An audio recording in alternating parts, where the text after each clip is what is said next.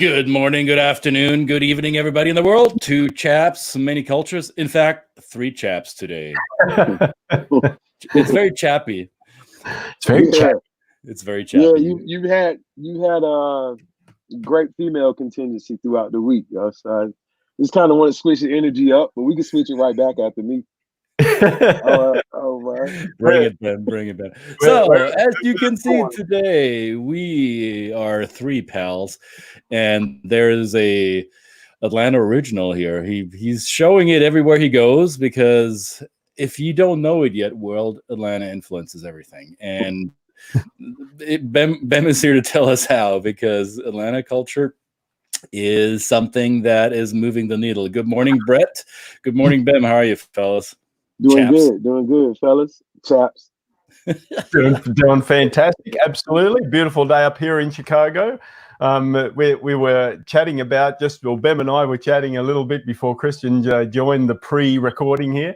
And the synergy of how we get connected is a funny thing in this world. You know, Bem and I just connected accidentally on LinkedIn, and he was kind enough to honor me with his accepting my connection request.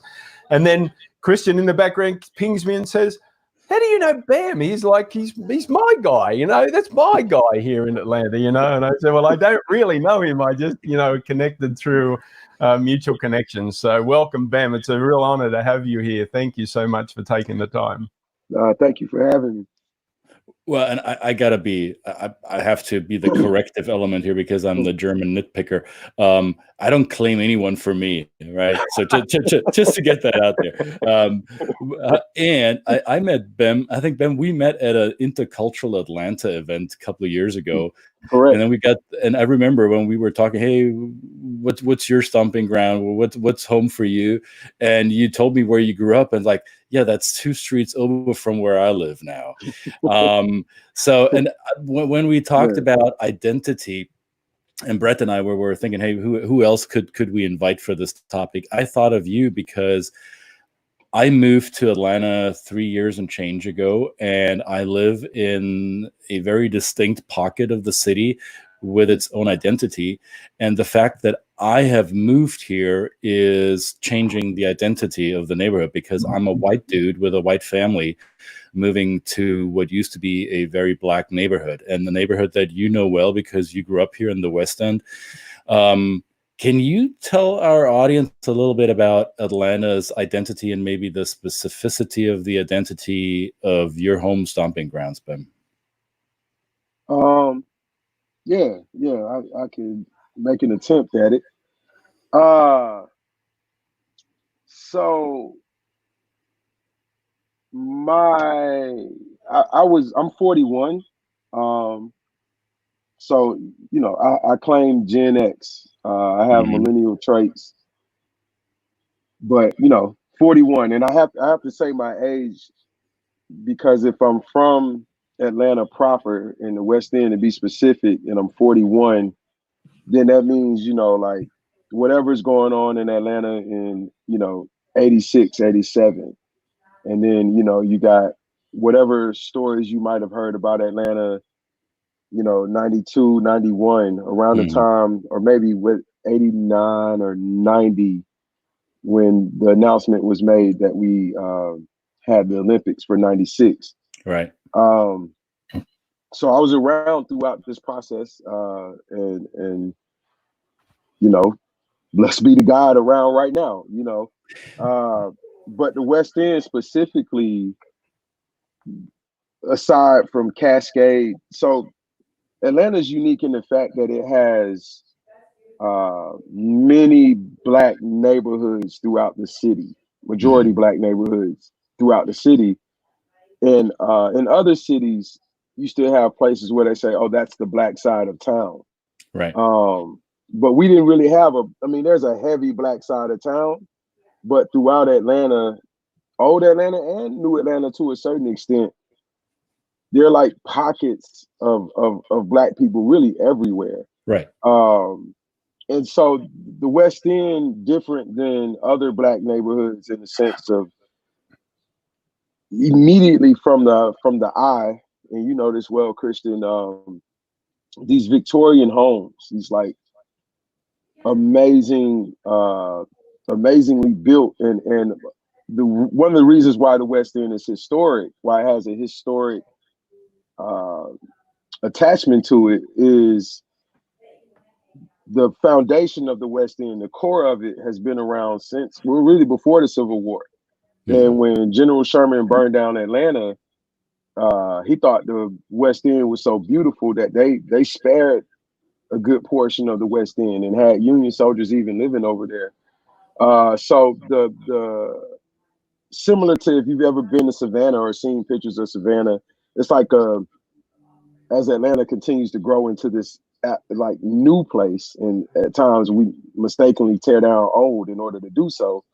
It's the sprinkle of Atlanta that has a smidge Savannah, you know, pre-Civil War kind of era feel. Right. But it's also heavy in Southwest Atlanta, a couple blocks away from Morehouse and Spelman College.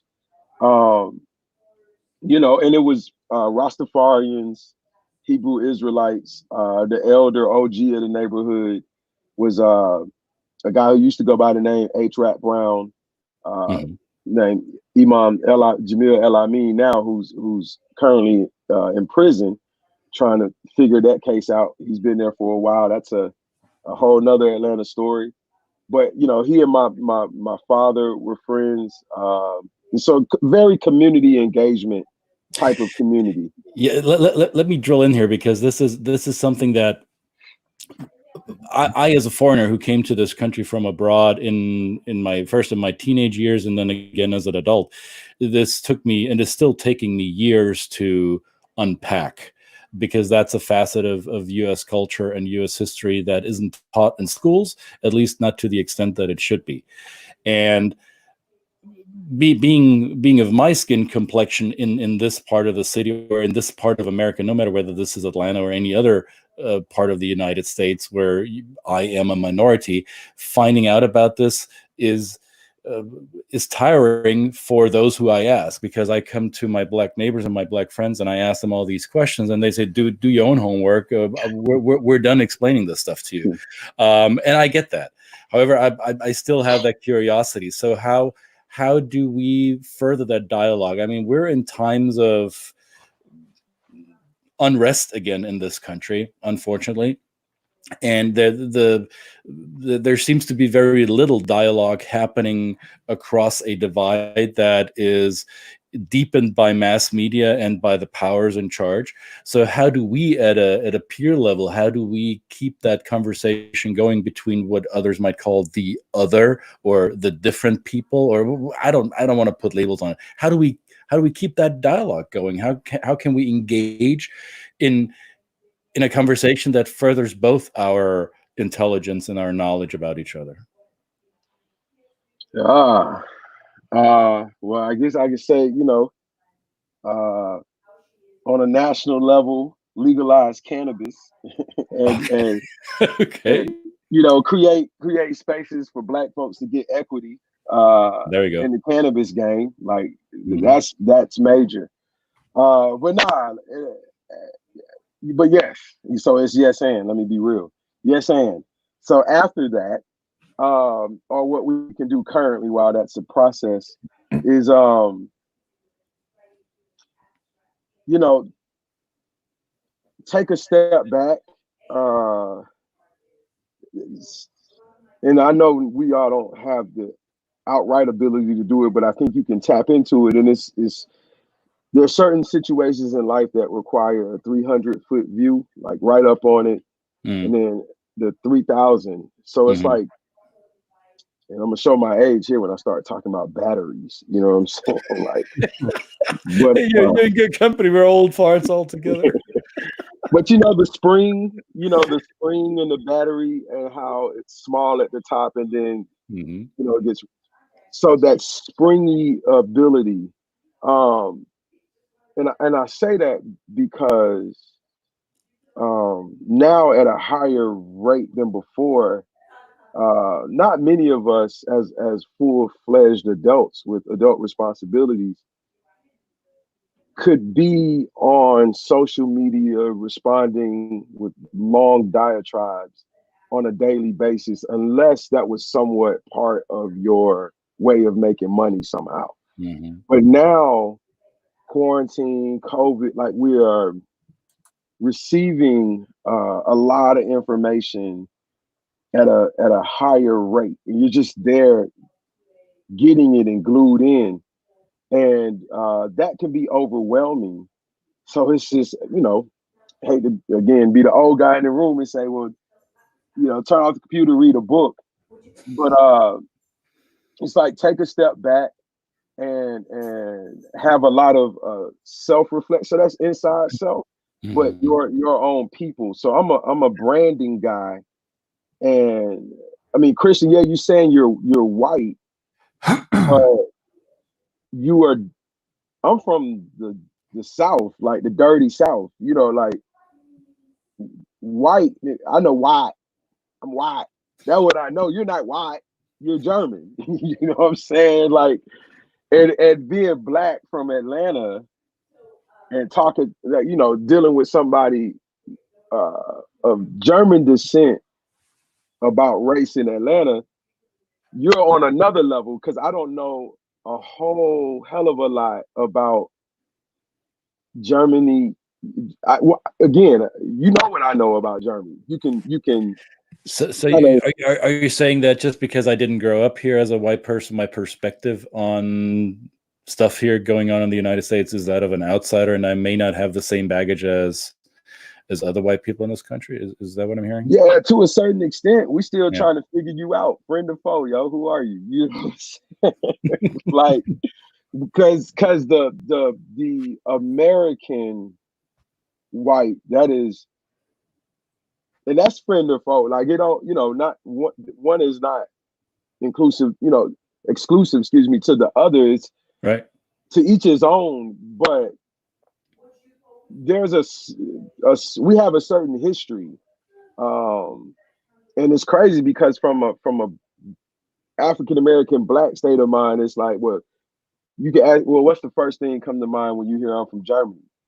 I mean, you could probably, I'm like, oh, that's some Hitler shit. But it's, oh, can I curse? Can I curse? No. You just did, and it's cool. Oh, yeah. Okay.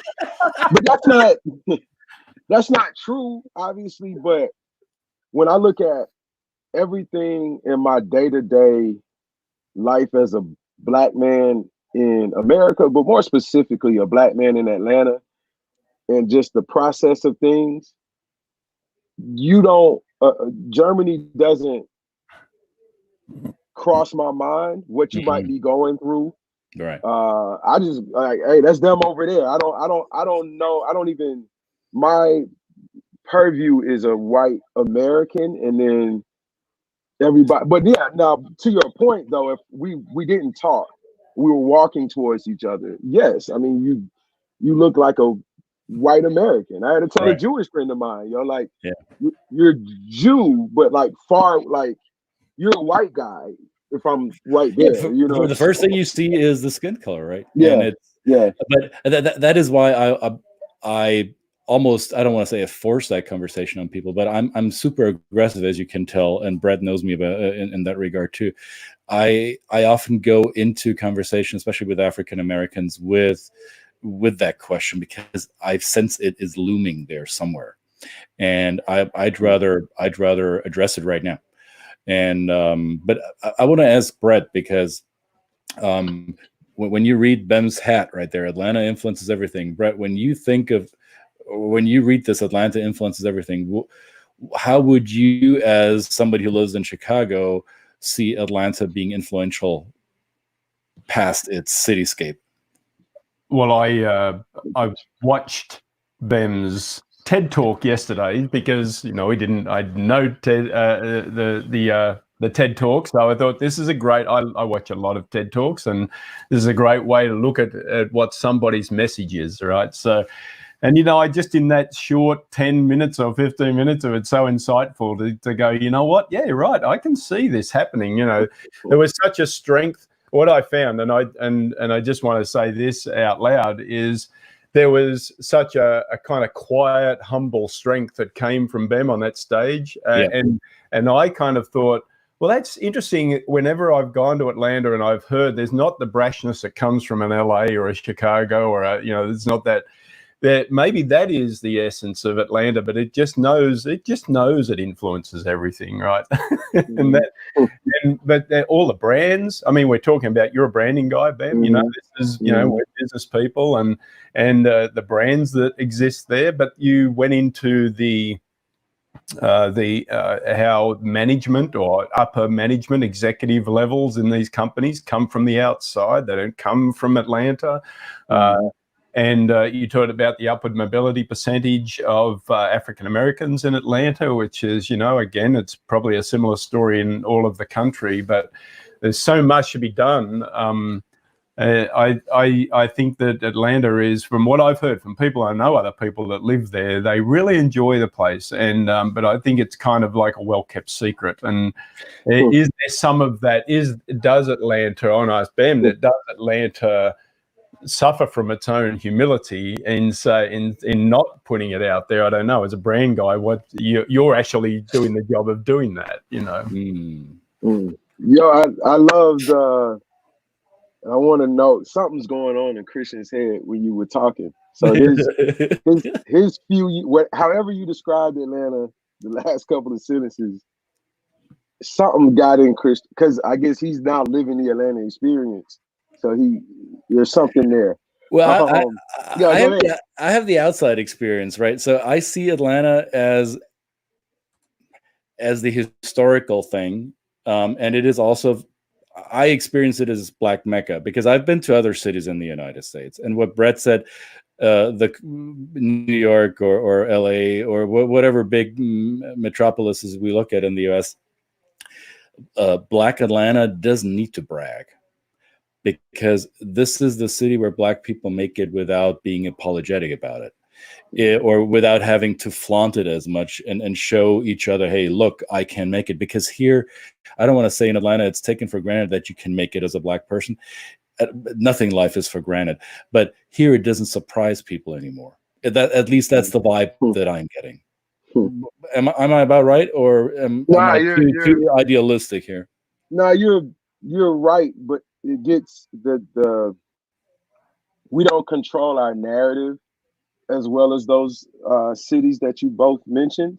And so it's kind of insert your Atlanta narrative here along with, what folks really feel it to be, along with what it really is. And then you can like build your narrative around it, which is part of the attraction, because it's like it's like gift and curse on so many ends. But in these other markets, it's going to be tough for you to go there and build a narrative around what those markets are and convince other people that, it's that as well. Like their brands, they're such old American cities, and that was going back. That was one of the part of the purpose of me explaining my age, because although Atlanta, it was called Terminus before, and Georgia was a slave-holding state, so one of the original 13 colonies. On the other end of the Civil War, in the South lost, so Atlanta's in the South, so it didn't progress in the more the modern era, the other side of the new history of the U.S. So in that time frame, Chicago, Detroit, you had these like urban epicenters, but Atlanta was a main stronghold. It had everything, it was a railroad town, but it was an intersecting place. So we had good bones and infrastructure going into the 20th century or whatever. I'm not good with all of that, but that on the other end of the Civil War, you know what I'm saying? We had, even being burnt down, and that's where the Phoenix came in. We had good bones and infrastructure. So something could happen here that might take out another city. And it's just like, give us a minute, we'll be back. Now, what we come back as, who knew? But once after the Civil War, and African Americans, it's like, okay, I have sharecropping skills because you weren't supposed to read. So there were a lot of us that didn't know how to read. But when Morris Brown and that, what's now known as the Atlanta University Center, was built here, and you wanted to really, okay, I'm in America. Like, I've seen that white people, like, they don't do just sharecropping. Like, they do other stuff. Like, I want to do other stuff. I'm now in America, and my name used to be Kunta Kinte, but now it's Toby. I guess I got to be this Toby guy, you know. So, what do you do to be the Toby guy? Well, it looks like white people go to school. Well, let me go to school. And so it's forever for a Black person, not an African, like the African American, which I guess you two, it's not a real race, right? What is an African American, you know? And so versus any other immigrant, and I'm going somewhere, versus any other immigrant that fled, like Bosnia could have fled, like the cartels in Mexico, like, you're coming to America, you know, I gotta make it. The empathy, because I'm human and the way I was raised, and I'm Southern, polite, like, yo, that's messed up, bro. Damn, that was what was going on in Bosnia. You know what I'm saying? Damn. Like, even for my Jewish friends, yo, the Holocaust, like, yo, and then you do the slavery. It's like, oh, wow, y'all, yeah, slavery. But then there's even more, you know what I'm saying? Because wherever you fled to America with that last name that could be traced back to your great, like, ancestor, the whatever recipe you're cooking with from Bosnia in America, that's the recipe that go way back. That's what you was able to stuff in your pants when you couldn't come with nothing. But you don't have that recipe, do you? Man, like, because what's a Toby, right? And what's a Toby? Or you've been in the West End, Christian. You already know where I'm gonna go. What's a Daquan? You know what I'm saying? Everybody know the Black joke names. You know what I'm saying? Now my name, and I should have said this earlier, accent mark over the E at times, I don't put it there, is Bame, like name, but in Swahili it means peace. But my parents had, as African Americans, they had to do a little bit more to seek that Afrocentric knowledge so that I could try to have some semblance of a name to go back from where we're from. But they had to go figure that out on their own. And so all of that to say is that Atlanta, it's a huge, largely transient place. There are a lot of Blacks that were born here, then Blacks that came from other, because of like the Mecca thing. But the Blacks that were born here kind of just tilled the soil. They weren't able to go to Harlem or whatever and they had to stay and deal with it. You know, they weren't able to escape it. But what that did was build a strong, resilient base that now what you're looking at with, you know, Andrew Young, who's a transplant, John Lewis transplant, you know, may he rest in power. Yeah, like, but you're looking at either the children, grandchildren of that. Well, I could do this, you know, because we were able to see some greatness and feel like you could see it kind of permeate throughout the city. And then when you see how we landed the Olympics and certain things, you could tie that back to your Blackness. It's like, yo, we have something here. And so the John Lewis, Dr. King dust just is still it's still out in the air. You know what I'm saying? It's still out in the air. So, but we're number one in income inequality, so we got some work to do. Bem, I feel that we need to further this conversation in the future with a couple of more people. Let's put together a panel, because I think this is a conversation or a story that needs to be told from various angles and various vantage points. Most definitely. And I really appreciate you taking time this morning. We went long today, brother. I got to hop off. I will see you again tomorrow, same time, same place. Brett, take it from here. Two Chaps, many cultures. Thanks, Bem. I appreciate it, man. That was great. Yo, thank y'all. Thank y'all.